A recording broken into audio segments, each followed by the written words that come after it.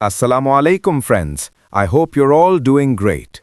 Today I'm here to help you with a common issue, not being able to accept friend requests. Usually this happens if you've sent or accepted too many requests in a short time. In this video, I'll show you the simplest way to fix this.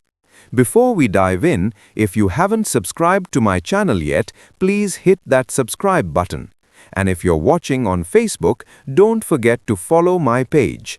Let's get started. First, open the Facebook app on your phone. Go to the section where the error message appears and take a screenshot.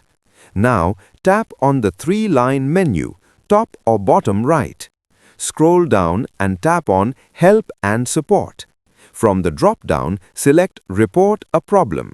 Then tap on Continue to report a problem. Wait a moment for it to load, then click Include in Report. Scroll down the list and select Friend Requests. Click on Add Image and upload the screenshot we took earlier. Now you need to write a brief explanation.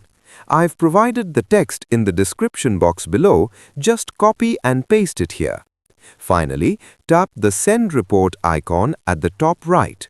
That's it. Your report has been successfully submitted. The issue should be resolved within 12 to 24 hours. Stay safe and healthy, everyone. Allah Hafiz.